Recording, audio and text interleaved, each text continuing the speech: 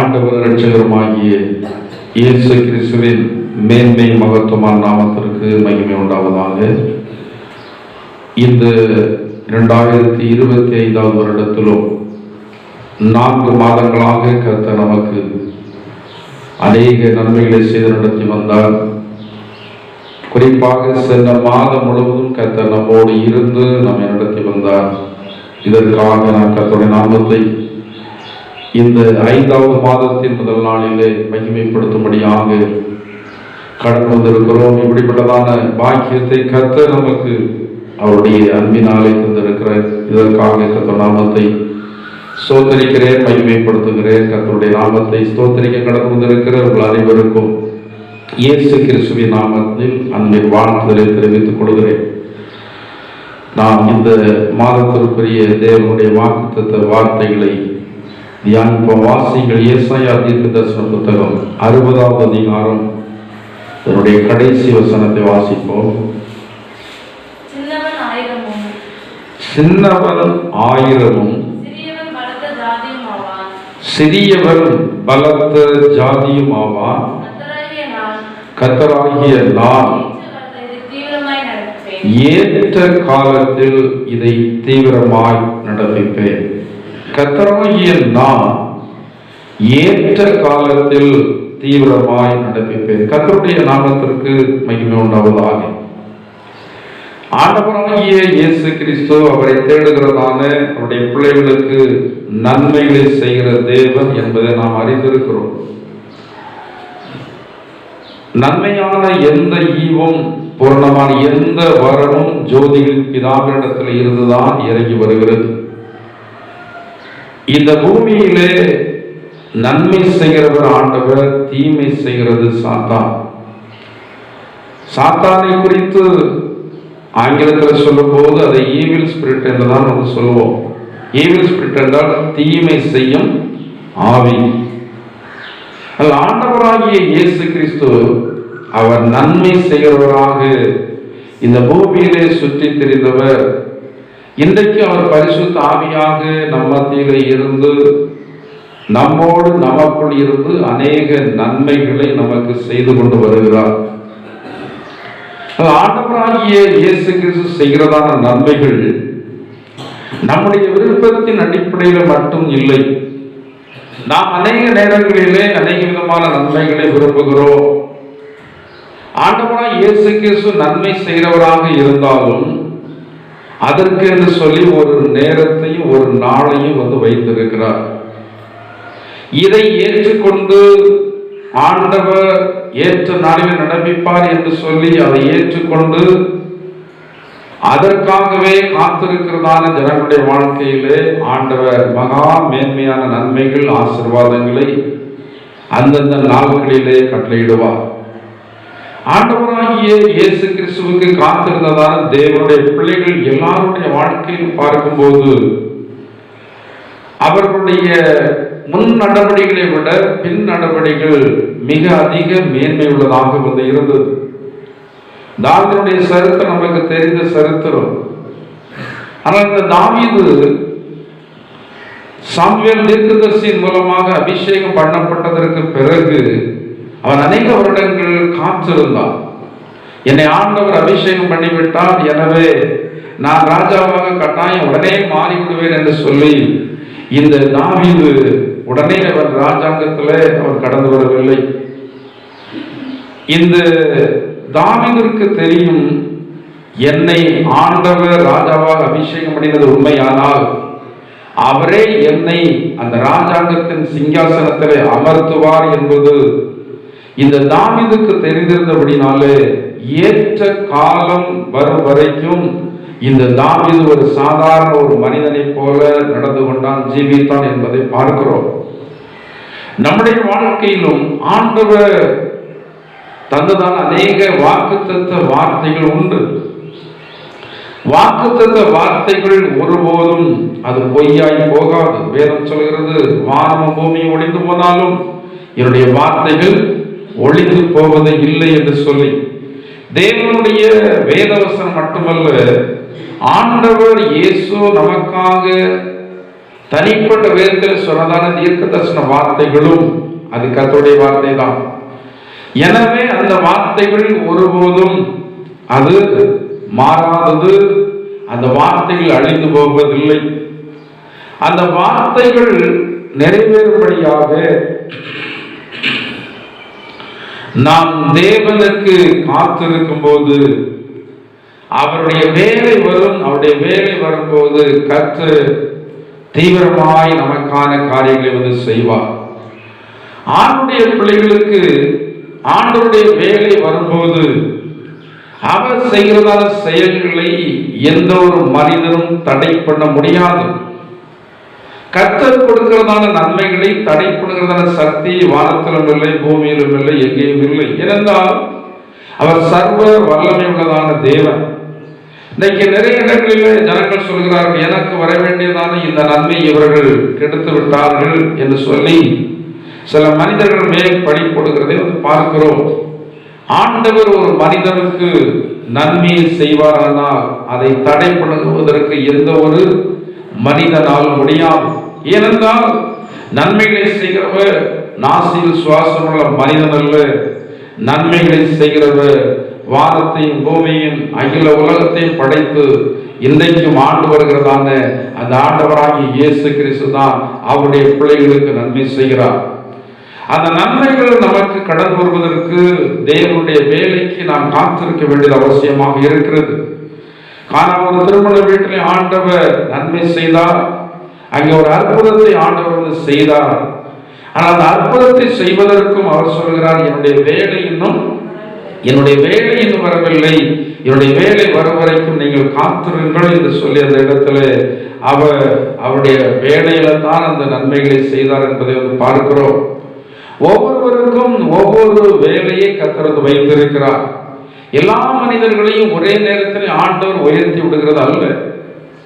உயர்வை தேவனிடத்தில் எதிர்பார்க்கிறதான ஜனங்கள் ஆண்டவர் உயர்த்துகிறதான வரைக்கும் வேதம் சொல்கிறபடி வேலைக்காரருடைய கண்கள் எஜமான்களுடைய கையை நோக்கி இருக்குமா போல வேலைக்காரனுடைய கண்கள் எஜமானியுடைய கையை நோக்கி இருக்குமா போல தேவனாகிய கர்த்தர் இரக்கம் செய்யும் வரைக்கும் எங்கள் கண்கள் அவரையே நோக்கி கொண்டிருக்கிறது. ஆண்டவரிடத்தில் நன்மையை எதிர்பார்க்கிறதான கர்த்தருடைய பிள்ளைகள் நன்மையை அவரிடத்திலேயே எதிர்பார்க்க வேண்டும். நன்மையை அவரிடத்திலேயே தேட வேண்டும். இன்னைக்கு அநேக நன்மைகளை கர்த்தருடைய பிள்ளைகள் என்று சொல்லுகிறவர்கள் எண்ணுகிறவர்கள் மனிதரிடத்திலே தேடுகிறார்கள். மனிதரிடத்திலே நன்மைகளை நாம் தேடும் போது அநேக வேளைகளிலே நாம் ஏமாற்றப்படுவோம். ஏனென்றால் மனிதர்கள் நாசியில் சுவாசம் உள்ளவர்கள்.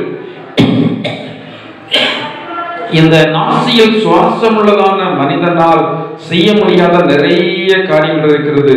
வேதம் சொல்கிறது, மனுஷரால் கூடாதது தேவனாலே கூடும், தேவனாலே எல்லாம் கூடும். எல்லாவற்றையும் செய்ய சக்தி படைத்ததான இந்த ஆண்டவராகிய தேவனுடைய வார்த்தை சொல்கிறது, நான் ஏற்ற காலத்தில் தீவிரமாய் நடப்பிப்பேன். நான் ஒருவேளை நினைக்கலாம் இதுதான் ஏற்ற காலம் என்று சொல்லி, ஆனால் ஆண்டவர் நினைப்பார் இன்னும் 1 மாத காலம் கடந்து போகட்டும் என்று சொல்லி. ஒருவேளை ஆண்டவர் நினைப்பார் இன்னும் 1 வருட காலம் கடந்து போகட்டும் என்று சொல்லி ஆண்டவர் நினைப்பார்.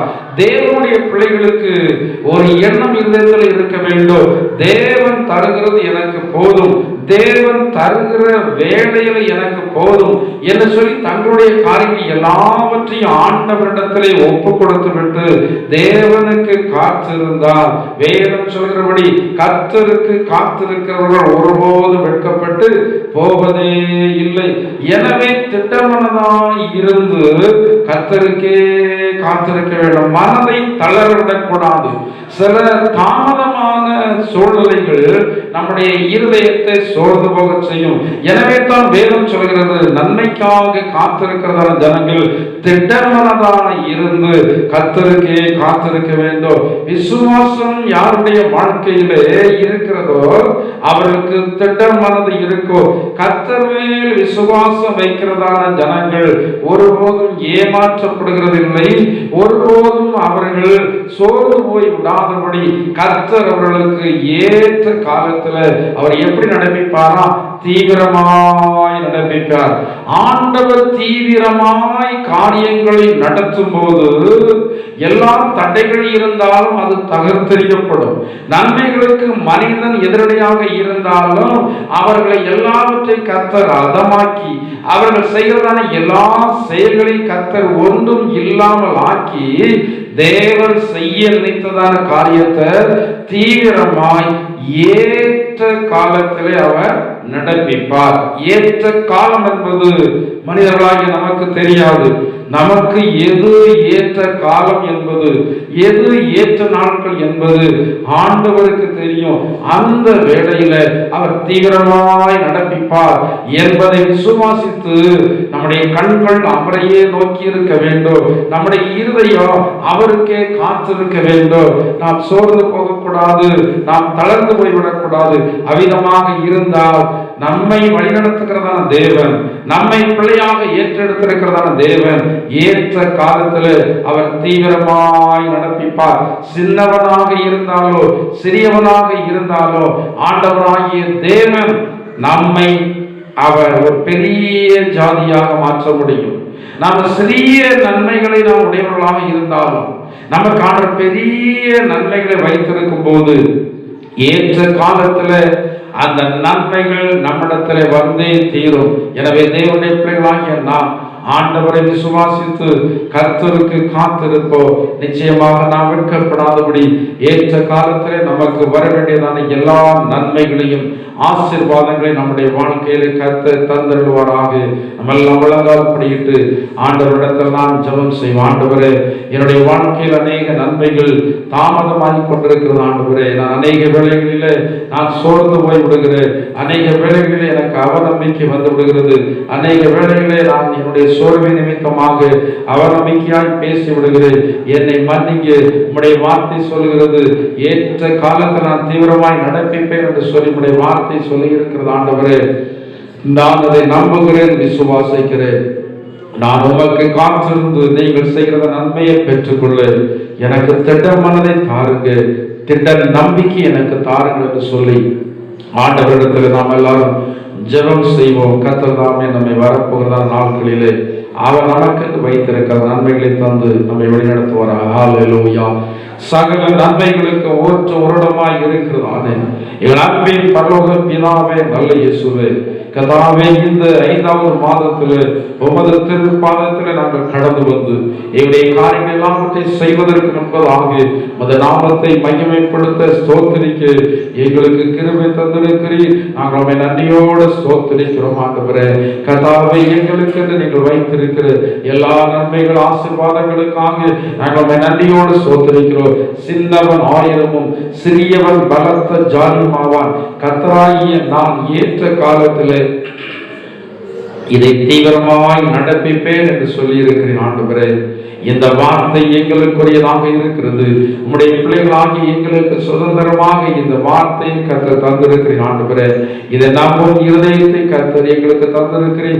இந்த நம்பிக்கையில் நாங்கள் பலனடையும்படியாக இந்த நாளிலே எங்களோடு பேசினபடினால நாங்கள் நன்றியோடு ஸ்தோத்திரிக்கிறோம். ஆண்டவரே, எங்களுக்கு இந்த நீங்கள் வைத்திருக்கிறதான நன்மைகள், உயர்வு, ஆசீர்வாதங்கள் எல்லாவற்றையும் கர்த்தர் ஏற்ற நாட்களில் தீவிரமாக எங்களுக்கு தருகிற தேவனாக இருக்கிறீர் என்பதை நாங்கள் அறிந்திருக்கிறபடினாலே உம்முடைய நாமத்தை நாங்கள் துதிக்கிறோம், மகிமைப்படுத்துகிறோம். ஆண்டவரே, இந்த நாளிலே இந்த சபையிலே கடந்து வந்திருக்கிற சபையுடைய விசுவாச பிள்ளைகள் எல்லாருக்கும் நீங்கள் வைத்திருக்கிற நன்மைகளை கர்த்தாவை காத்திருந்து பெற்றுக்கொள்ளத்தக்கதான திட்ட மனமுள்ளதான இருதயத்தை, திட்ட நம்பிக்கையுள்ளதான இருதயத்தை கர்த்தருடைய பிள்ளைகளுக்கு கொடுக்க வேண்டுமாறு ஜெபிக்கிறோம். ஆண்டவரே, வரப்போகிற நாட்களில் எல்லாருக்கும் கர்த்தர் வைத்திருக்கிற எல்லா நன்மைகளை நாங்கள் சுதந்திரித்துக் கொண்டு உம்முடைய நாமத்தை இன்னும் அதிக விசுவாசத்தோடு பின்பற்று உம்முடைய நாமத்தை இன்னும் துதிக்கத்தக்கதாக கர்த்தர் தாமே எல்லாரையும் உம்முடைய நன்மைகளினால் நிரப்ப வேண்டுமாறு ஜெபிக்கிறோம். ஆண்டவரே,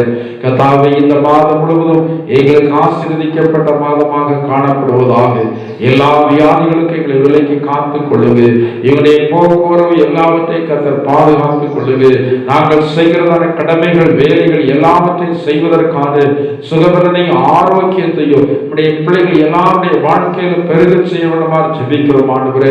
எங்களுக்கு எதிரிட்டு வருகிறதான எல்லா சத்துருடைய கிரியைகள், எல்லா மனிதனுடைய சூழ்ச்சிகள் எல்லாவற்றையும் நாங்கள் உடைத்தெறிந்து நாங்கள் தொடர்ந்து முன்னோக்கி கடந்து போய் வெற்றி ஜெயம் செய்யத்தக்கதாக எங்கள் ஒவ்வொருவருக்கும் கிருபை தர வேண்டுமாறு ஜெபிக்கிறோம் ஆண்டவரே. கர்த்தாவே ஸ்தோத்திரம் ஆண்டவரே. வருகை தாமதிக்குமானால் மறுபடியும் நாங்கள் உம்முடைய சன்னிதானத்திலே கடந்து வர இன்னொரு புதிய மாதத்தை காண எங்கள் ஒவ்வொருவருக்கு கிருபை தர வேண்டுமாறு ஜெபிக்கிறோம்.